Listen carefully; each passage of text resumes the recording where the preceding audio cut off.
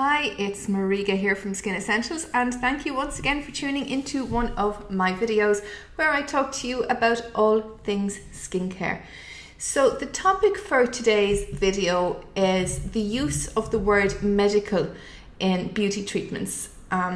This is something that you will actually see really often, and I just wanted to discuss it with you so that you know when you see the term, what it means, what it doesn't mean, what to expect. So first of all, this is something that I think began, correct me if I'm wrong, but my first time to recognize this, to see this as becoming a common thing, was a few years ago when microdermabrasion got popular. And even when, I was looking at these machines at the time, now going back about 10 years, they were actually being sold as, a medical microdermabrasion. I'm not sure what that was meant to be medical as opposed to, I guess, cosmetic microdermabrasion, but there really isn't any other type of microdermabrasion except the one that you get in a salon, which is cosmetic.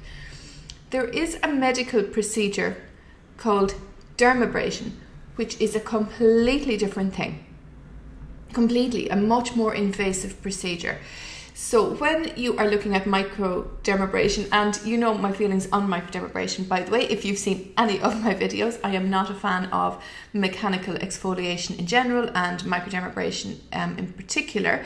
Things have moved on very much since that was the best technology available to beauty therapists and skin therapists. So we have much better tools, technologies and ingredients and science these days to work from. So if you're still doing microdermabrasion, maybe you might be able to improve that for yourself and maybe find a better way to look after your skincare needs clinically.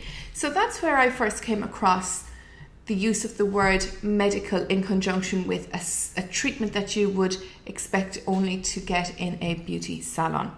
So the next most common place that you see it is now to do with microneedling, which is a terrific treatment for anybody. And this is my problem with the word medical. When it comes to things like microneedling or peels, there are at least two different grades.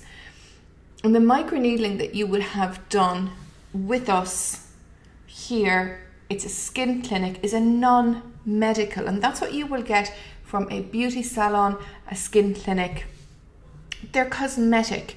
That does not mean that you can't get great results. Yes, you can, but it is not medical.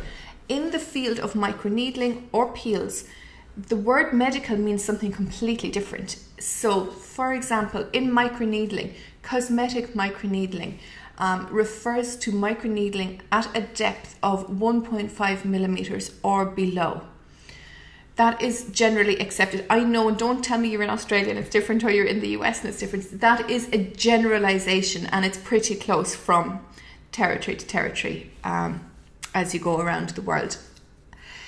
Medical microneedling or surgical microneedling is at a depth of up to 4 millimeters. It is for really deep scarring or wrinkling. It needs to be done by a doctor in at the very least, day theatre. It sometimes will actually require anaesthetic. This is a completely different procedure done for different reasons, and that's what we understand a professional skincare therapist will understand by a medical microneedling. So they are two different things. Peels that you will get in a beauty salon, they're superficial peels. Again, that word does not mean that they don't work. Yes, they do. It just means the depth in the skin that they go to.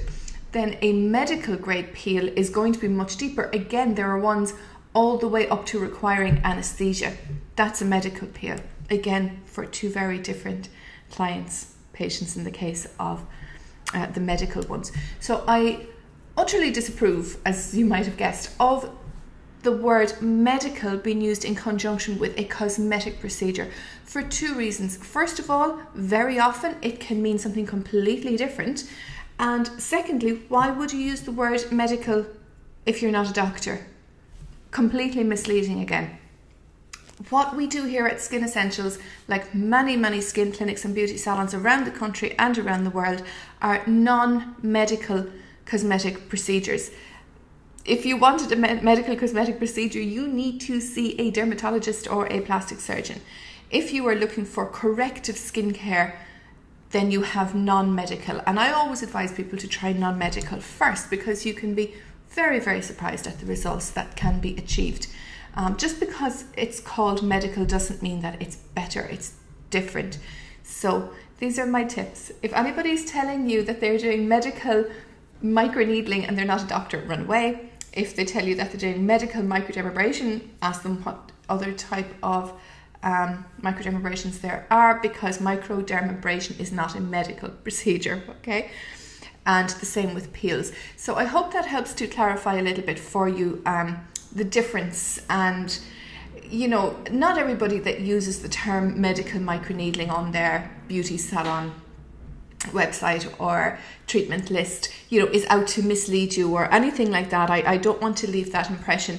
Very often the companies selling and training the machines will actually use this in their marketing, and that's just picked up by the beauty therapist as well. So they're not trying to pass themselves off as doctors or mislead you in any way. I just really feel that anybody that is doing these procedures, which, you know, they are a step or a couple of steps above, you know, your regular AHA peels or anything like this that you might be used to. So when you start getting into more advanced cosmetic skincare, non-medical skincare procedures, I really feel that people that are stepping up to that level in their career really ought to know a little bit better, but that's just my opinion. So a medical procedure is very different from a cosmetic procedure, particularly when you're talking about two different applications of the same technology, be it laser, be it microneedling, be it peels.